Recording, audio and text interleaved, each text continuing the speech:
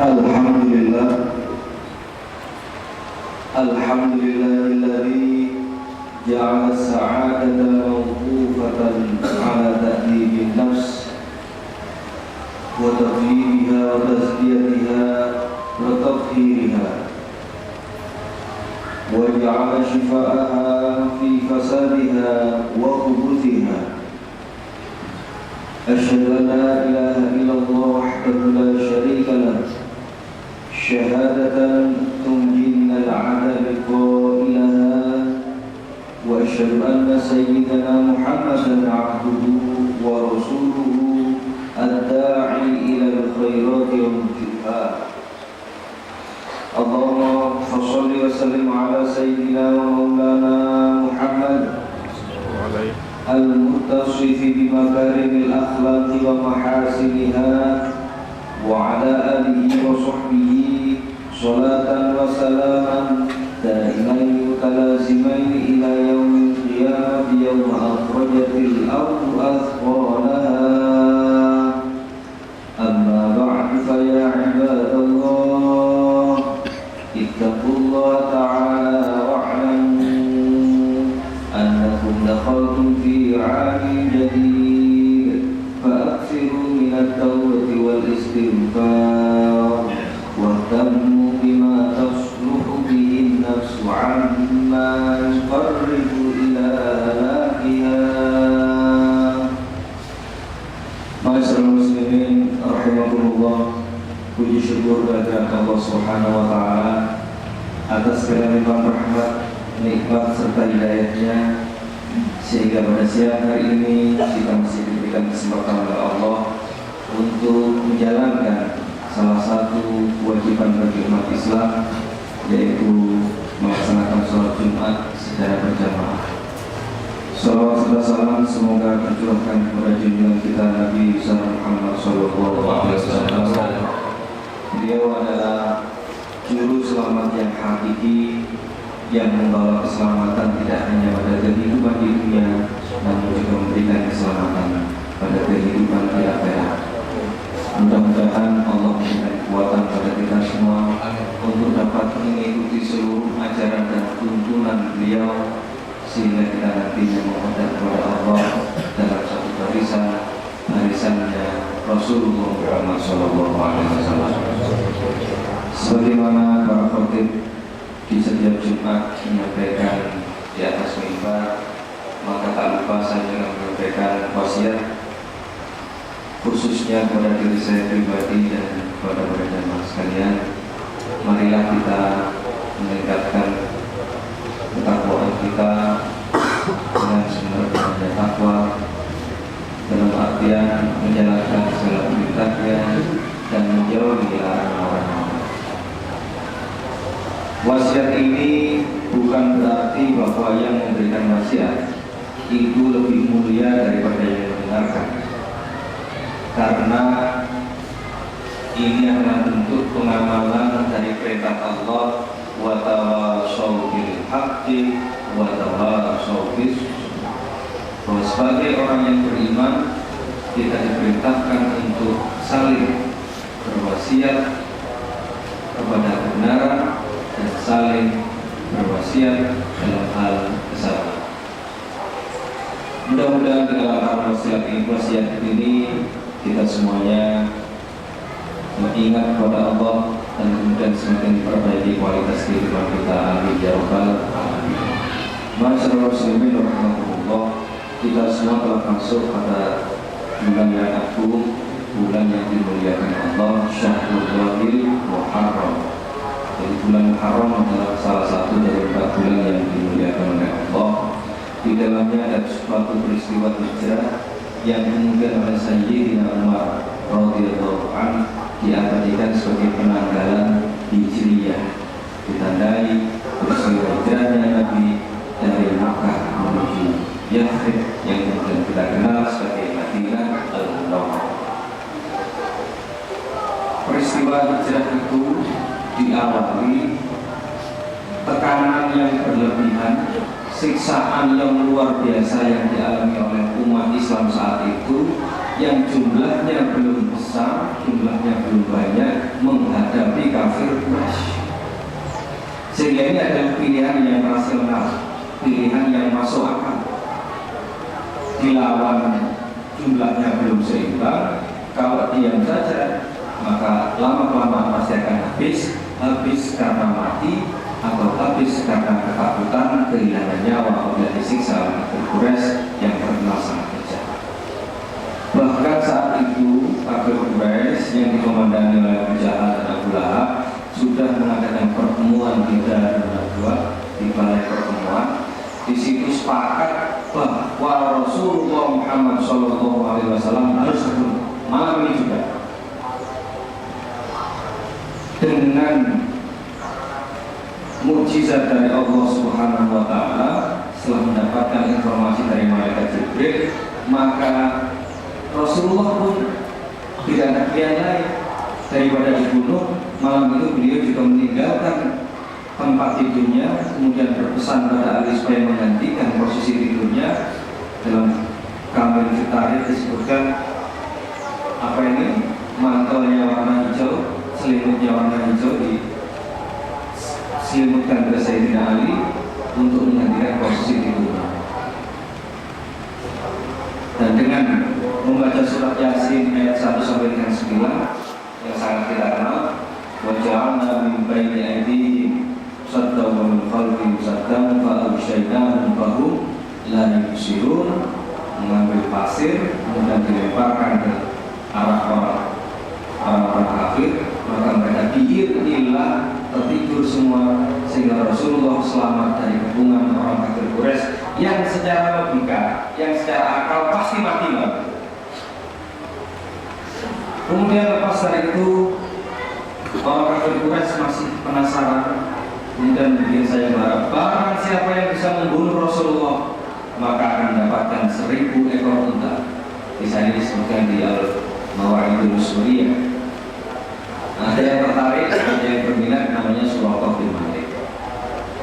Jika Rasulullah menggunakan kuda, begitu dekat Rasulullah berdoa, kaki kuda yang terpeleset, terpelanting jatuh Suraqah bin Malik. Begitu seterusnya sampai 3 kali, akhirnya Suraqah bin Malik menyerah, nanya ke Rasulullah, wahai Muhammad, waktu itu belum Islam, wahai Muhammad, apa yang kamu baca sehingga tidak bisa melukai dirimu? Lalu turunlah wahyu, qul ya Muhammad huwallahu ahad Allahus samad lam yalid wa lam yulad wa lam yakul lahu kufuwan ahad. Hanya dengan surat Al-Ikhlas itu, Suraqah bin Malik yang awalnya musuh, yang kepingin membunuh Rasulullah, kemudian menjadi masuk Islam, dan sampai akhir hayatnya Suraqah bin Malik ini tercatat sebagai seorang Muslim yang tidak selesai sampai di situ. Bersama dengan Sayyidina Abu Bakar, kemudian melanjutkan perjalanan, bersembunyi di gua. Dan kafir Quraisy juga tidak diam saja, terus ngejar Rasulullah. Jejak-jejaknya diikuti, sisa-sisa tanda-tanda bahwa Rasulullah telah berangkat juga diikuti, menuju pada satu gua. Sayyidina Abu Bakar sebagai manusia juga takut, Rasulullah juga takut. Tapi disinilah matematika yang tidak berlaku. Kalau ada 2 orang yang ketakutan, yang terjadi adalah kalau 1 orang takut ditambah 1 orang takut, ketemunya adalah 2 orang yang agak berani.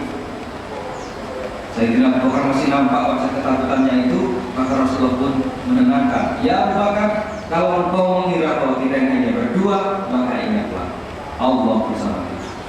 Dalam riwayat lain disebutkan, la tahzan innallaha ma'ana.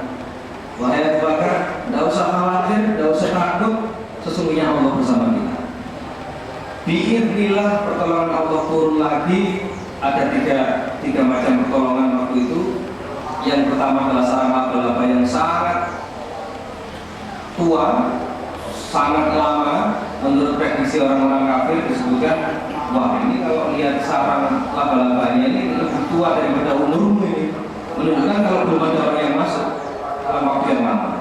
Kemudian ada tumbuh-tumbuhan yang menutup pintu gua. Yang ketiga ada burung-burung yang tinggal di tumbuh-tumbuhan tersebut.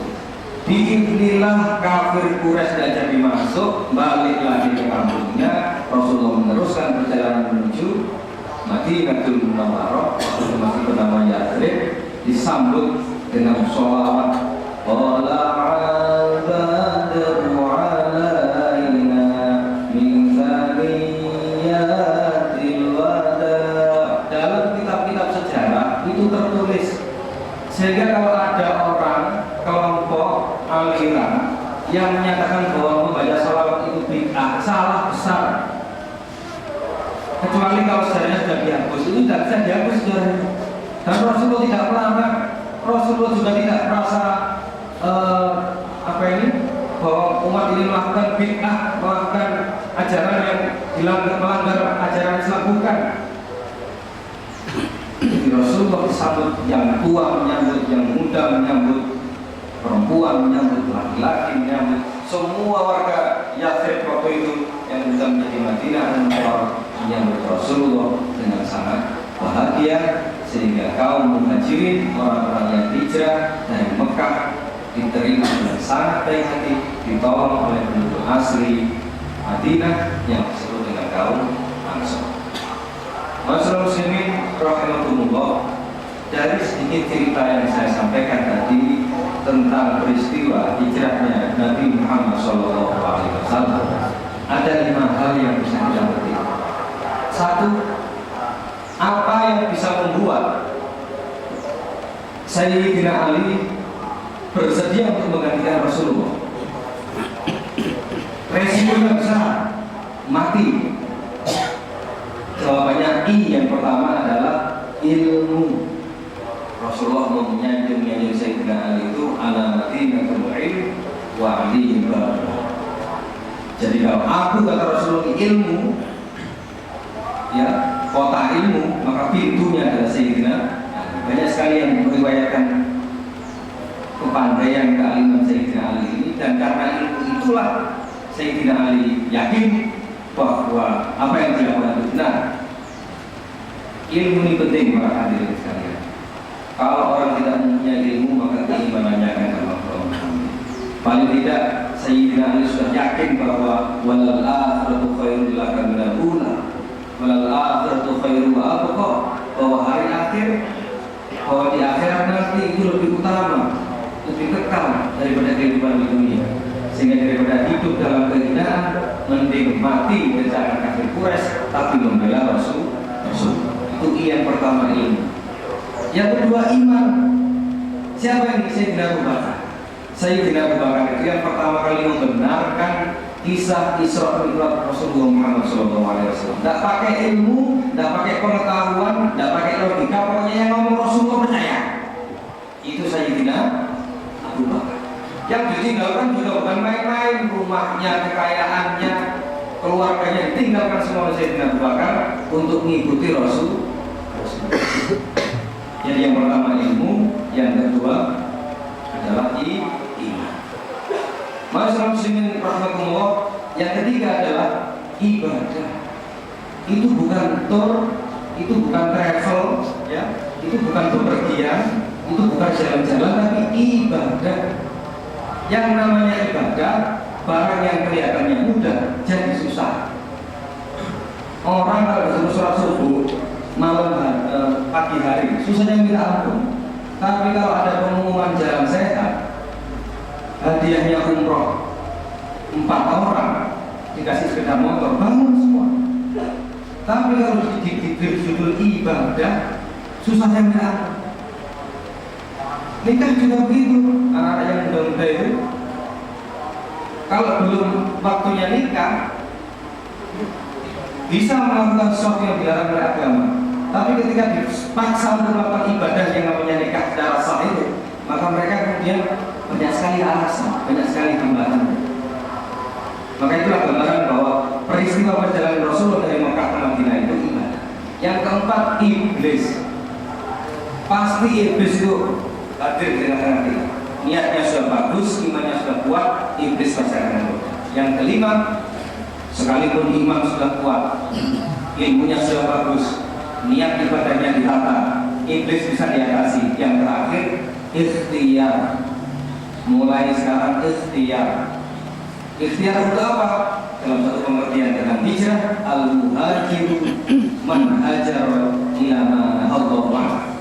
Orang yang hijrah itu artinya adalah orang yang berpindah dari apa yang dilarang oleh Allah terhadap dirinya. Jadi kalau kemarin-kemarin masih sholat tapi minum minuman keras, sholatnya tetap, minum minuman kerasnya ditinggal. Kalau kemarin ngaji tapi judinya tetap, maka sekarang ngajinya tetap, judinya ditinggal. Itu namanya hijrah. Man hajar ila mana Allahu anhu. Jadi meninggalkan apa yang dilarang Allah pada dirinya sendiri. Mungkin ini kiranya yang bisa saya sampaikan. Mudah-mudahan kita semua dapat mengambil hikmah dari peristiwa hijrahnya Nabi Muhammad SAW, dan kemudian kita bisa menjadi al-muhajir yang sejati, yaitu meninggalkan apa-apa yang dilarang oleh Allah kepada kita semua. Barakallahu fi wa lakum fil Qur'anil 'azim wa nafa'ani wa iyyakum bil ayati wa dhikril hakim innahu huwat tawwabur rahim. A'udzu billahi minasy syaithanir rajim.